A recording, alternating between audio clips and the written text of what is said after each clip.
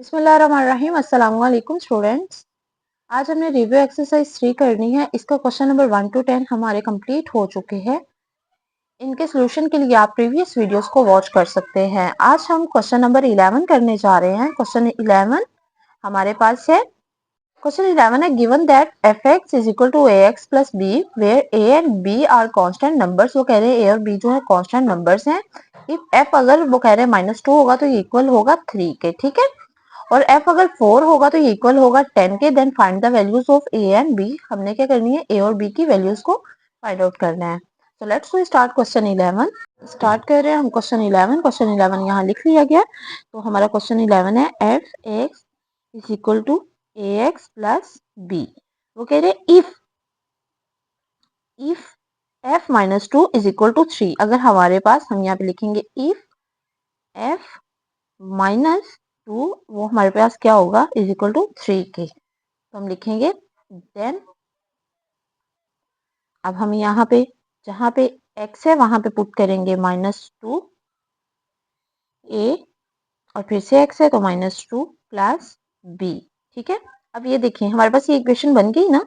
f -2 तो equal थी 3 के, और ये क्या आएगा -2a प्लस b। अब हम इसको अरेंज करके भी लिख सकते हैं। -2a plus b is equal to 3। ये हमारे पास इक्वेशन 1 बन गई। इसी तरह अब हम इक्वेशन 2 करते हैं। इक्वेशन 2 है हमारे पास, इसी तरह करेंगे इसका पार्ट 2 भी। F X is equal to A X plus B. अब वो कह रहे हैं इफ अगर हमारे पास, सॉरी 4 है, -4 नहीं सिर्फ 4 है, तो ये हमारे पास इक्वल होगा 10 के। देन अब हम x की जगह वैल्यू को पुट करते हैं। f x की जगह अब आएगा 4, यहाँ पे a 4 प्लस b। तो यहाँ पे f 4 आ गया तो ये किसके इक्वल था, 10 के। यहाँ पे 4a आ गया प्लस b। तो हम इसको कैसे लिखेंगे, और हम इसको लिख सकते हैं 4a plus b is equal to 10। तो हमारे पास इक्वेशन 2 बन गई, ठीक है। इक्वेशन 1 और इक्वेशन 2 आ गई हैं हमारे पास दोनों। हमने दोनों फंक्शंस यूज करके इक्वेशन 1 और इक्वेशन 2 बना लिए। अब हमने क्या करना है, इन दोनों इक्वेशंस की सबट्रैक्टिंग करनी है। तो हम करेंगे सबट्रैक्टिंग इक्वेशन 1 एंड इक्वेशन 2, ठीक है। यहाँ पे हम इक्वेशन 1 पुट करेंगे -2a plus b is equal to है 3 के, और इक्वेशन 2 है हमारे पास 4a plus b is equal to 10। देखिए ये साइन चेंज होते हैं, ओके ओके। अब ये देखिए माइनस माइनस प्लस प्लस आ गया, यहाँ पे आगे जाएगा हमारे पास 6 से ये प्लस प्लस प्लस और minus plus minus minus is equal to, यहाँ पे भी प्लस प्लस और माइनस है तो यहाँ पे हमारे पास आ जाएगा 7। तो अब हम इसको क्या करेंगे, a is equal to 6 divided 7, ठीक है। और या इसको हम ऐसे भी कर सकते हैं 7/6। हमारे पास a का आंसर आ गया है।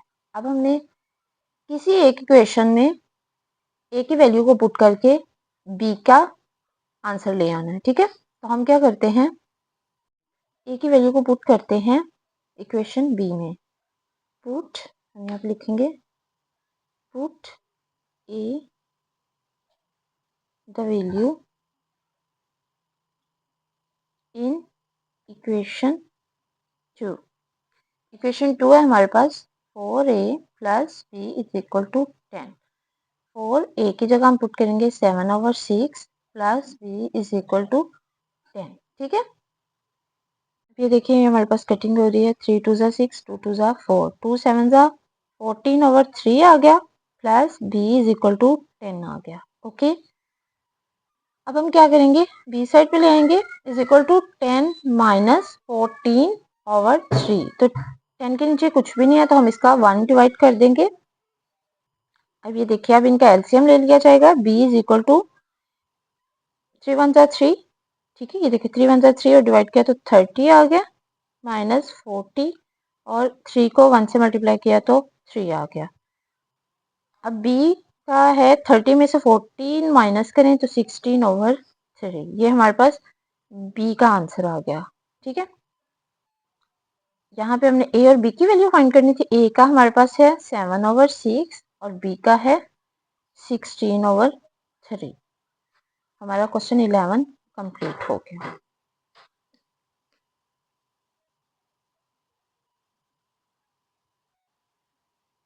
चलते हैं क्वेश्चन 12 की तरफ। क्वेश्चन 12 है हमारे पास, consider the function defined by K X. X की वैल्यू है हमारे पास, जो फंक्शन है 7x-5 है। इफ वो कह रहे हैं कि एक्स अगर हमारे पास हो तो वो होगा इक्वल किसके, 100 के। Then the value find of X, हमने क्या करनी है, एक्स की वैल्यू को फाइंड आउट करना है। So let's start question 12। हम यहाँ पे लिखेंगे के एक्स इज इक्वल टू है किसके, 100 के। ओके, देन हम क्या करेंगे, जहाँ पे के एक्स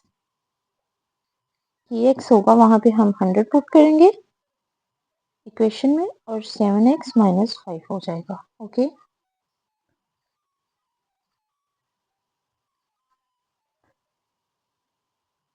एक्स की जगह हमने 100 पुट कर देना। यहाँ पे 100, यहाँ पे माइनस जो है 5 माइनस हो रहा है तो यहाँ आके क्या हो जाएगा, प्लस हो जाएगा और इधर बच जाएगा 7x। ठीक है, तो ये हो गया 105 7x। अब क्या करेंगे, 7 को इधर लाके डिवाइड कर देंगे 105 पे, तो यहाँ पे x रह गया। जब इनको डिवाइड किया तो हमारे पास आया 15 इज इक्वल टू x। तो अब हम इसको ऐसे लिख सकते हैं अरेंज करके, x इज इक्वल टू 15। ये हमारे पास x की वैल्यू आ गई और हमारा क्वेश्चन 12 का आंसर भी आ गया। मैं आपको दोबारा से रिपीट कर देती हूँ। सबसे पहले हमने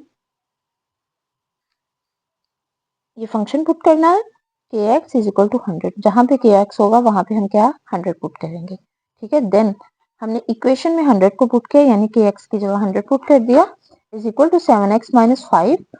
अब ये देखिए 100, इधर 5 माइनस हो रहा है 7 के साथ, तो हम इसको इधर ले आएंगे तो प्लस कर देंगे और 7x इधर बच जाएगा। इन दोनों को प्लस किया तो हमारे पास 105 आ गया इज इक्वल टू 7x। अब 105 के साथ 7 कर देंगे डिवाइड, क्योंकि वो x के साथ मल्टीप्लाई हो रहा था और इधर बच गया x। जब डिवाइड किया तो हमारे पास आया 15 इज इक्वल टू x, यानी x की वैल्यू हमारे पास आ गई 15। तो हम इसको अरेंज करके लिख देंगे x इज इक्वल टू 15। तो हमारा क्वेश्चन 12 का आंसर आ जाएगा। तीन है अब हमारे पास, कंसीडर द फंक्शन। फंक्शन है हमारे पास G X is equal to है वो M X square plus N. ठीक है, where M N and N are constant numbers. वो कह रहे हैं एम और जो एन है वो कांस्टेंट नंबर है। इफ वो कह रहे हैं अगर G4 होगा तो वो इक्वल होगा हमारे पास 20 के और G0 होगा तो इक्वल होगा हमारे पास 5 के। Find the values of M and N। हमने क्या करना है, M और N की वैल्यूज को फाइंड आउट करना है। So let's start question 13। यहाँ पे हमने M और N की वैल्यू को फाइंड आउट करना है, तो हमने इक्वेशन लिख ली और फंक्शन लिखा G4। जहाँ पे G4 होगा वो होगा इक्वल किसके, 20 के। अब इस इक्वेशन में हमने x की वैल्यू को पुट किया, वो थी हमारे पास 4। ठीक है, यहाँ पे G4 is equal to M, x की जगह 4 स्क्वायर प्लस n। G4 की जगह किसके इक्वल था, 20 के। यहाँ पे आ गया 20 और यहाँ पे 4 का स्केल लिया 16 प्लस n।